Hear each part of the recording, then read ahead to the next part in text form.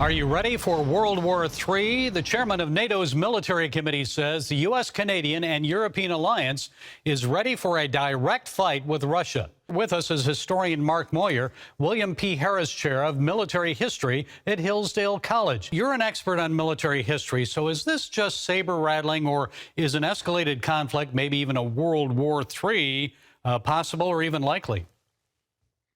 Well, I think anything's possible in international conflict. I think there are some things we can learn, and one of the most important is conveying resolution at a time of crisis. I think our most important struggle in the long term, which is our competition with China, because China, I think, poses a much greater threat to us now than Russia does.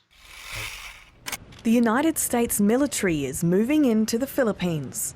For the first time in 3 decades, large numbers of US troops will have access to 4 Filipino bases and effectively set up camp on China's doorstep. That's on top of 5 locations already agreed to under a 2014 bilateral defence deal. US Secretary of Defence Lloyd Austin wasn't afraid to name names. We discussed concrete actions to address destabilizing activities in the waters surrounding the Philippines, including the West Philippine Sea. And we remain committed to strengthening our mutual capacities to resist armed attack. That's just part of our efforts to modernize our alliance. And these efforts are especially important as the People's Republic of China continues to advance its illegitimate claims in the West Philippine Sea. It is aggravating regional tension and jeopardizing regional peace and stability. Countries in the region should stay alert and avoid being coerced by the US. A joint statement also mentioned being able to better respond to other shared challenges, seen as a reference to Beijing's increasing confidence. It caps off a flurry of activity by Washington in the Indo-Pacific as it works to close the net around China. It also comes as a growing number of countries are finding themselves in territorial disputes with China over areas such as the Taiwan Strait and the South China Sea, what Manila calls the West Philippine Sea. The first time we are hearing directly from China after surprising reports that a suspected Chinese spy balloon is floating over the northern U.S. The Chinese Foreign Ministry spokesperson addressed the situation a short time ago, saying they're aware of the reports and will have more in a live report from Beijing in just a moment. But a senior U.S. defense official says the Pentagon is confident this surveillance balloon belongs to China. The U.S. has been tracking it for a few days and says it entered Montana via Canada. We've been hearing that it does not pose a serious risk, but it is traveling near sensitive sites. And people living in the Billings, Montana area definitely noticed something strange in the sky. Listen to this. There's the moon. Right. And then there's that. What planet is that?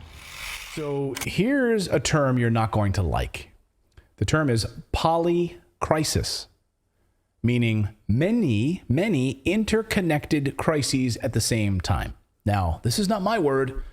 This is Klaus Schwab's word and the team, the merry band of globalists over at the World Economic Forum. This is their new Global Risks Report they just released. It was published recently, and it's an annual assessment of human survival based on the perceived risks such as high cost of living, wars, conflicts, and natural disasters. The World Economic Forum ranks these risks as short-term or long-term. Now, is this in an attempt to scare us? Perhaps. You could read it that way. It does read like a list of things that the World Economic Forum invites us to freak out about. Like they want us to be scared about this stuff, so they have control of us and, turn our sovereignty over to them so they will protect us, right? Pandemic, here's your vaccine. Climate change and fires and wildfires, fine. Stay home. Lockdown. We'll take care of you. We'll make you a digital currency. We'll cars anymore. We got control of you. This year, they're saying all manner of things are a crisis. So here's their list, their polycrises, as they're calling it. They're calling this polycrisis, meaning all of these things will simultaneously wreak havoc on our collective survival. All of these things. They even rate our potential for catastrophe at 13% in the next 2 years and 20% in the next 10 years, they say. These polycrises. So look at this. Look at this one in the yellow. 2% chance that we'll be okay. There's a 2% chance in yellow that we'll be okay, according to the World So you're saying Economic there's a Forum. chance. So you're saying there's a chance.